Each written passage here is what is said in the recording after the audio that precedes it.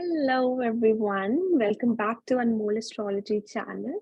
Now today's video is about why do a person or native experiences bad or failed relationships, or they just don't have the wish to have relationships. Actually, they do have the wish to have a relationship, but because of one or two or more failed attempts, they are very confused so as to whether they should get married, whether they should get into a relationship or not.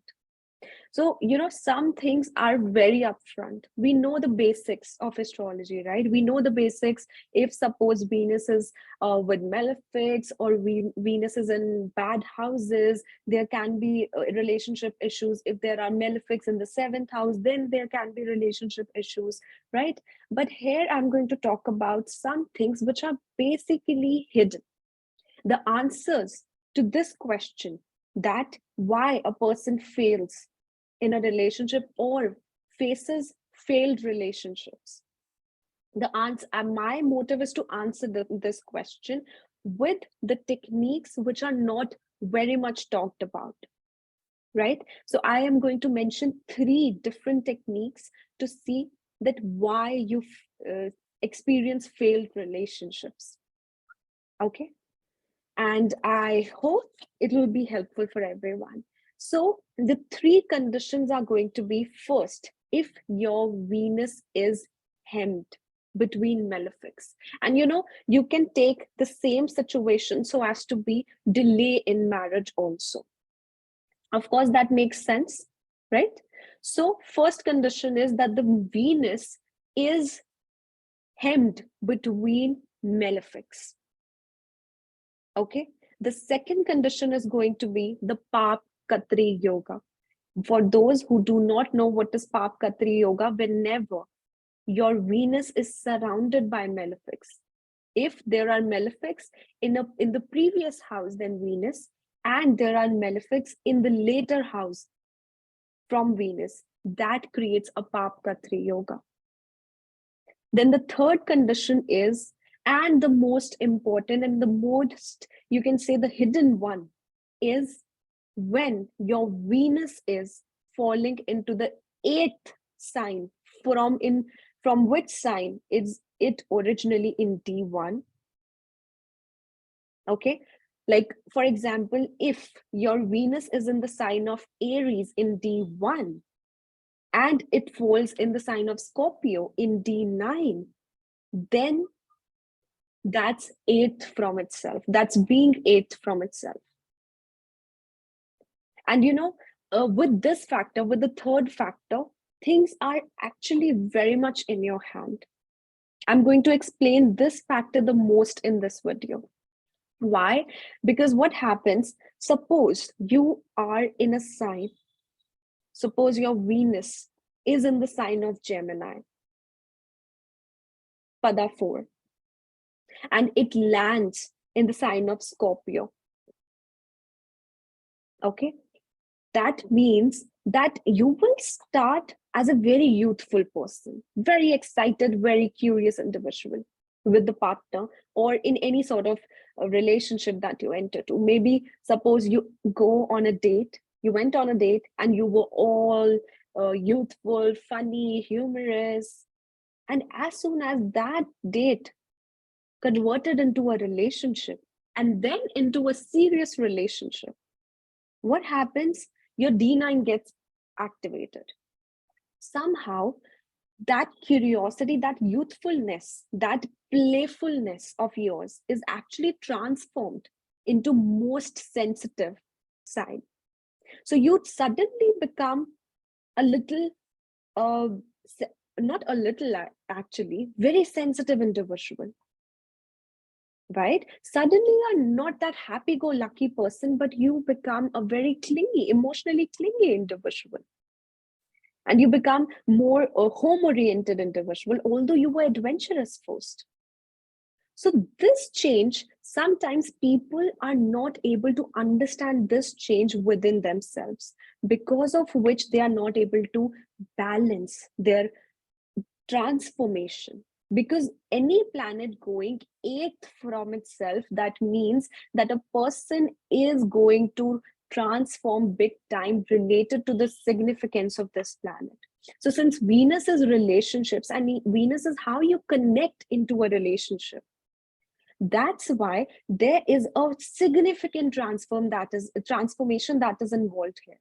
But if a person chooses not to understand, what happens? The person gets confused. They don't understand why they are behaving the way they are.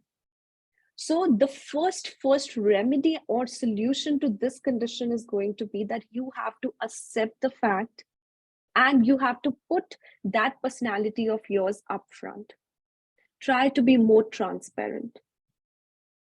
Accept that transformation so that the other person can accept you. And I'm telling you, that works.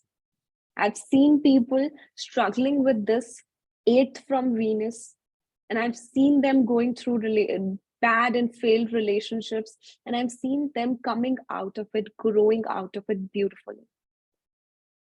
Okay, so I'll just quickly go over the example so that I can let you know through the charts that how this works, right? So this is the first chart where Venus is hemmed. So what Venus hemmed means, now here Venus is with Saturn, Mercury, and Mars. Mercury is a wobbly planet. Mercury doesn't harm anyone, but Saturn and Mars does. Although this Venus is receiving the aspect from Jupiter, but it is the Lord of the sixth house. But to some relief, this person is also receiving the aspect. This person's Venus is also receiving the aspect of the ninth lord, which is same Jupiter. And this Venus is Vargotama here, and conjunct Jupiter and Moon in the Gaj Kesari Yoga in the sixth house. That simply means that the person is going to grow out of this malefic situation at some point in their life. But still, my motive is to tell you that this is a very difficult situation for a person to be in, for Venus to be in. So this person might not even have a relationship for the most time in their life. Once after they have reached a certain point, they'll decide to get into a relationship. Although because of the Rahu Ketu axis in both the charts, I do see a lot of struggle with relationship. But this is an example for the hemmed Venus. So whenever Venus is hemmed, there can either be failed relationships or there can be delay in marriage, right? The second example is going to be Venus within the Pap Katri Yoga. So here, Venus is surrounded by Ketu in the previous house, which is a malefic, and Sun in the later house, which is also a malefic when it's about relationships.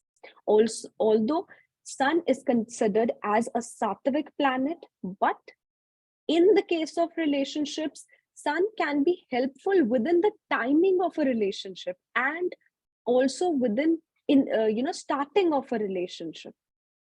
Whenever you have to predict the time event when a relationship is going to be or when a marriage is going to be, then Sun will act as a beneficial.